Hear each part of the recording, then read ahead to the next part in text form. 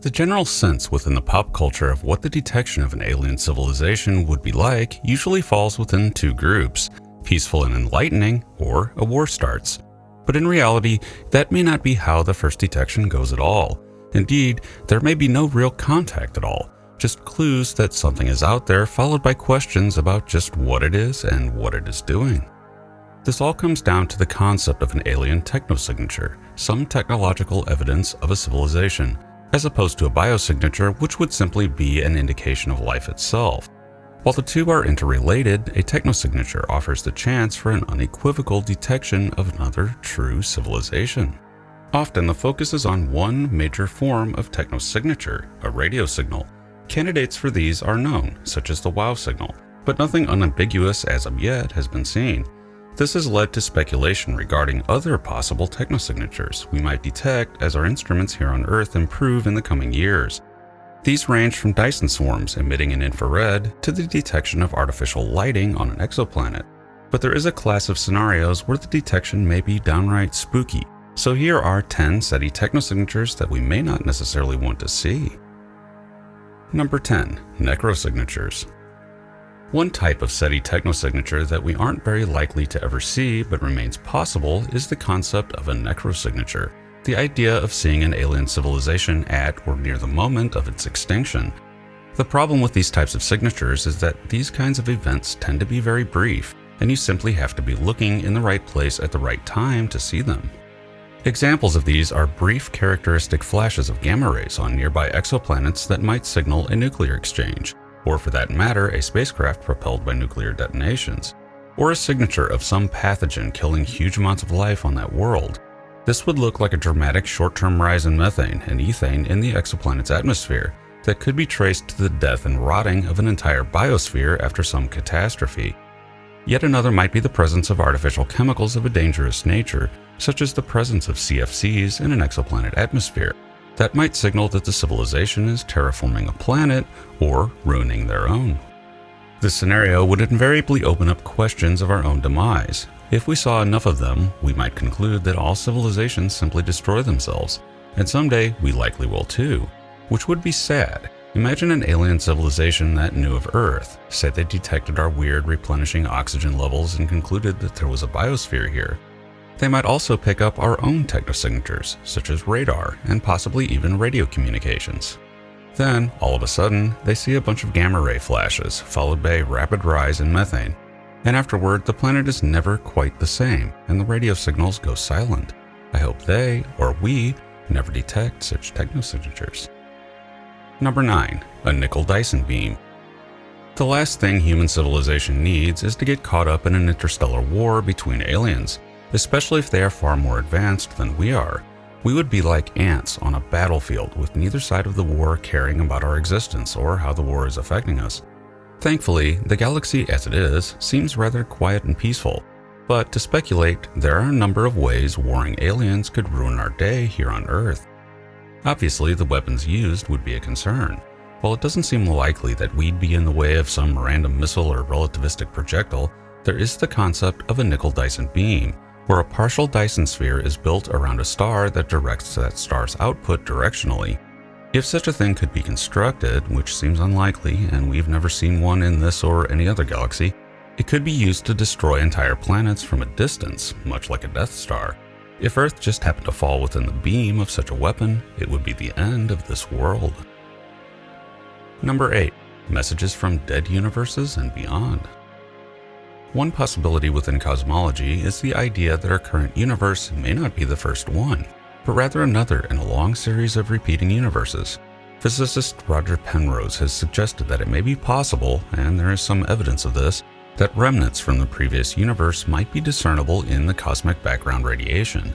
While a controversial idea, it does open up the possibility of someone in that previous universe possibly encoding a message in the afterglow of the Big Bang. While there is no evidence of a message, if such a thing were ever found, it would represent a message from before the Big Bang, in another universe that was reaching its end. This would likely be a sad message indeed, from some civilization preparing to turn the lights out and simply cease existing.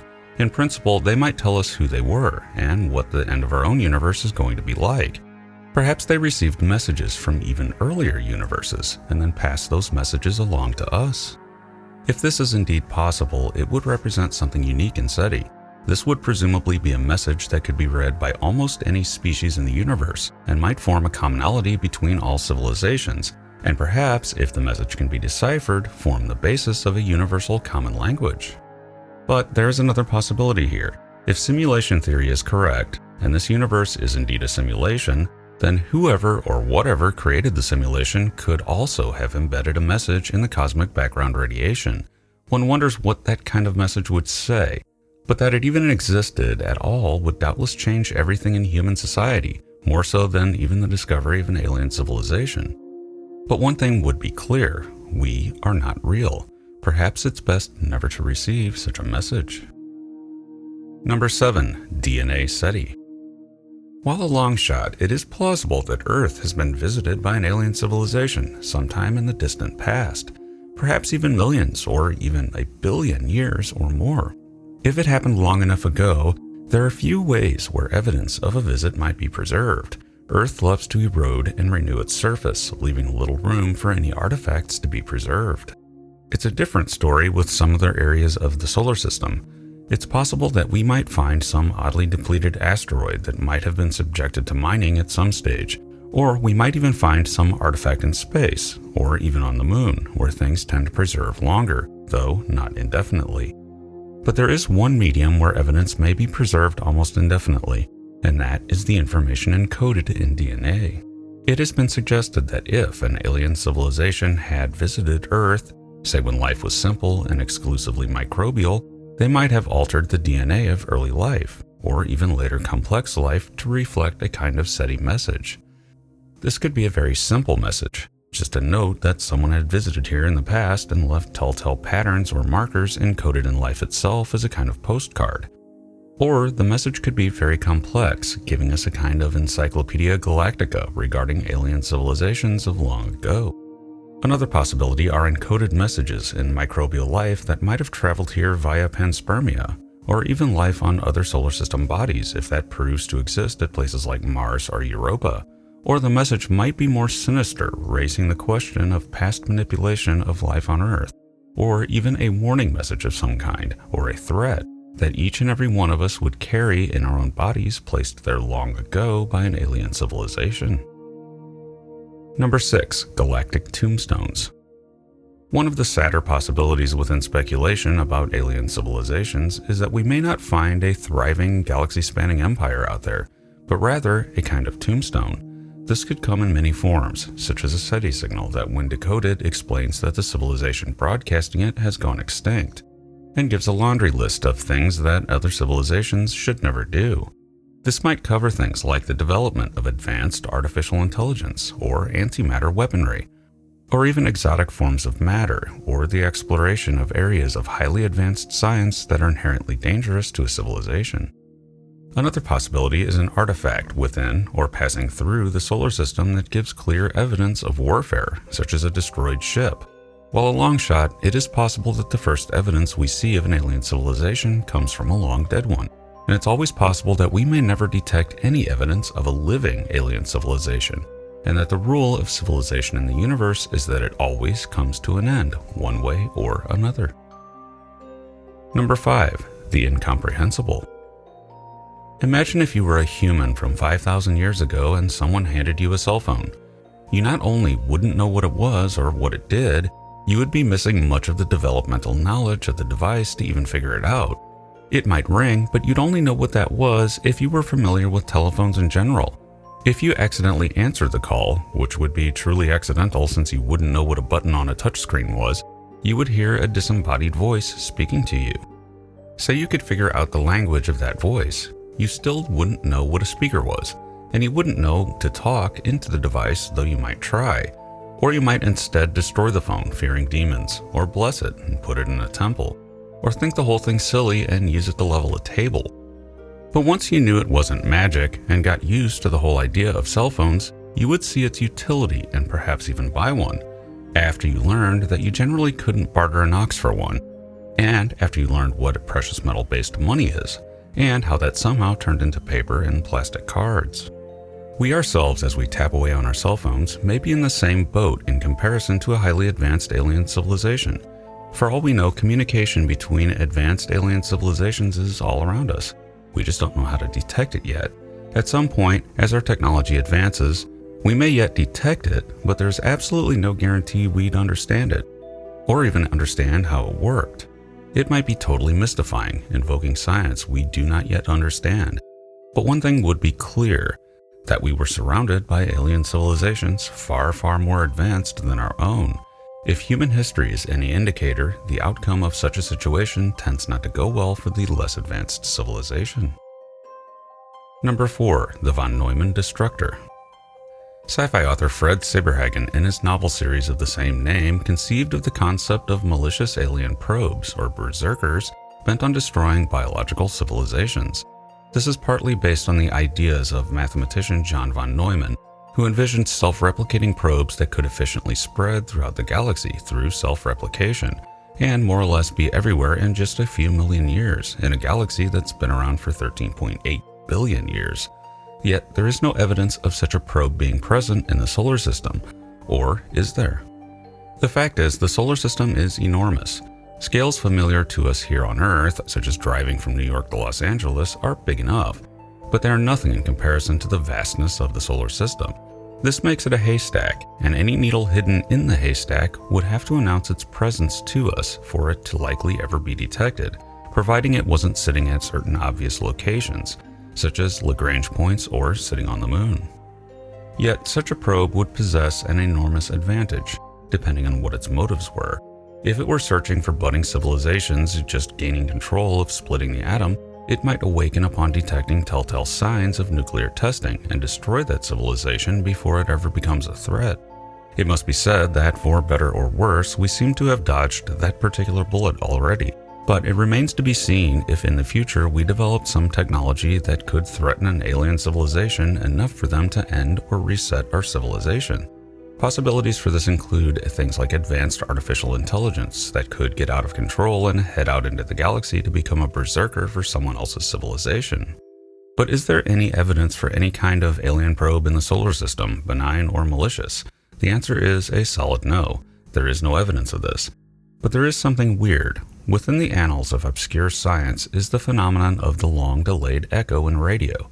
Echoes in radio aren't unusual. The Earth's atmosphere and magnetosphere can reflect radio signals, but in the case of the long-delayed echoes, or LDEs, this echo can take several seconds or longer to come back. This is bordering on implausible on just what the magnetosphere can delay and reflect, but it remains the most likely explanation. Science surprises. But it has also been suggested that LDEs might be a probe sitting at a distance rebroadcasting the signals it receives back to us as a kind of contact signal.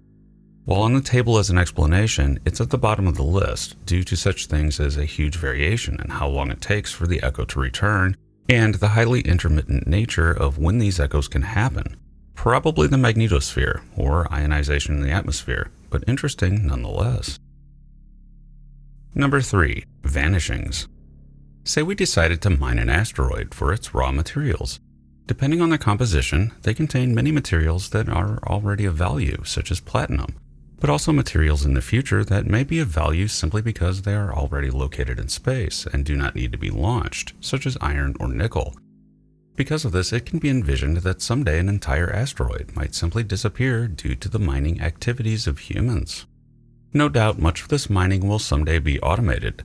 Why send humans to do the dirty, dangerous work when you can send a robot? Likely one with advanced AI. Go a bit further in time and that robot may be even more capable and even more intelligent than a biological human. Perhaps it might once have been a human. At this point, many asteroids would disappear, and perhaps even the disassembly of entire planets in the solar system might start. We may even begin to mine the sun, so to speak, through stellar lifting. It's at that point that our mining activities might become visible to others. To take it even further into the potential future, imagine a civilization many times more advanced that can visibly change stars, or even make them disappear entirely. Looking for stars that change their appearance in unnatural ways is a current hot topic within SETI, since we have a number of periodic sky surveys already finished in which to search for such a thing. Now, a detection like this on its face wouldn't be particularly frightening. though awe-striking in the sense of the scope of what the alien civilization might be doing. But what if it were a close star system, and we saw alterations to one system, then another nearby system, until the eventuality comes that they may be on their way here to, well, eat the solar system? What if it were a machine civilization with no interest in biological civilizations at all, only wanting the raw materials of Earth? How would we prepare for battle, so to speak? There have been potential candidate detections of just such a thing already. One is the famous Tabby star, or KIC 8462852. This star is almost certainly being progressively obscured by very fine dust, but what's causing that is still unclear. Though there seems to be other examples of this kind of phenomenon being found recently, suggesting that it's weird, but not a one-off, and very likely of natural origin. Another more obscure example was a disk of debris surrounding the star TYC 82412652 that was observed in infrared in the 1980s. Then, that disk simply up and disappeared over the course of just a few years. There have been some natural explanations advanced for what happened in that system, but to date, none have been particularly satisfying. Number 2. The closing in signal. Imagine waking up one morning to news that a detection of an unambiguous radio signal of alien origin had been found. In most scenarios, this signal tends to be something rather distant, such as the signal in the movie and book Contact, which originated from light years away. But there's another way it could go, that the alien signal may originate from very close, perhaps within the immediate neighborhood of our own solar system. And more, what if it were moving towards us? Imagine how uncomfortable it would be to know that there is an alien probe on its way here, and that there would be very little we could do about it, at least in the short term. We would simply just have to wait until it arrived to find out what its real intentions were, whether friendly or otherwise. Of course, no such signal has been found to date, but there is a candidate. One little-known aspect of the infamous 1977 WOW signal that may have been of alien origin is that it's not actually known how distant it really was. All that is known is that it had to be at least half the distance to the moon, probably greater, in order to fit the pattern of the radio telescope that detected it. Beyond that, it could have been light years away. But one hallmark of the WOW signal was that it was very strong, indeed the strongest signal of its type picked up by the Big Ear telescope in its entire decades-long run with SETI. That could suggest that either the signal was being transmitted with enormous power from a distance, or that it was close. And this brings up another little-known aspect of this signal. It was actually just above the 1420 MHz hydrogen line, suggesting either that it was intentionally broadcast that way, or that it had a very slight blue shift, suggesting that whatever it was coming towards us very slowly, about 10 kilometers per second according to one estimate. That's slower than many of our own space probes are moving. But until that signal repeats, which it may never do, we'll never know what it was or how far away it originated. Or will we? Number 1. Nuclear materials in a star. Decades ago, Sagan, Shklovsky, and also Frank Drake suggested that alien civilizations wishing to announce their presence to the galaxy might add unusual, short-lived radioactive elements to their star, such as plutonium or promethium. The idea is quite simple. If you don't see these elements much in nature, which we don't, then if you see them in abundance in a star, then it could be of alien origin, or some very strange, unclear stellar physics is going on. The idea ostensibly was a straightforward way for aliens to send a signal that anyone in the galaxy practicing science and training a spectroscope on stars would recognize, since the periodic table is the same throughout the universe. But there's a catch. To create these elements artificially requires a lot of expense and effort. To manufacture them on a scale of being detectable in a star would be a monumental task, especially given that since they decay so fast, you'd need to constantly replenish the elements. But what if saying hello wasn't the motive? Some unknown motive may be at play, such as the elements being produced by an alien civilization for some other purpose that isn't readily evident to us. Or, there is another possibility. It could be a warning. Imagine an alien civilization that is aware of someone or something lurking in the galaxy that's very dangerous. Might the message then simply be that the alien civilization possesses highly advanced physics, perhaps suggestive of weaponry, and whatever lurks in the galaxy should stay away? Or for that matter, could it be a signpost to all civilizations possessing science in the galaxy to stay away from that star system at all costs? But here's the kicker. We've seen a star like this. The peculiar star Jabilsky star contains these very kinds of actinide elements, from plutonium upward, that shouldn't, as far as we understand, exist in nature, at least in large quantities. More, it contains many other elements, such as the aforementioned promethium and even technetium, that really have no business being in that star. While it may still be some bizarre nuclear process going on that we don't understand, and it has to be noted here that there are other examples of peculiar stars with odd elements in them, though none to the extent of Jabilsky's star. Or maybe it's in some strange situation, such as the star getting bombarded by a neutron star that's creating these elements, though there is no evidence of a neutron star anywhere close to it. There's also the possibility, remote though it is, one must always look to nature first for explanations, that this star may be the first detected technosignature. If so, and say it's a warning, then who are they afraid of? Thanks for listening. I am futurist and science fiction author John Michael Godier, and be sure to check out my books at your favorite online book retailer and subscribe to my channels for regular in-depth explorations into the interesting, weird, and unknown aspects of this amazing universe in which we live.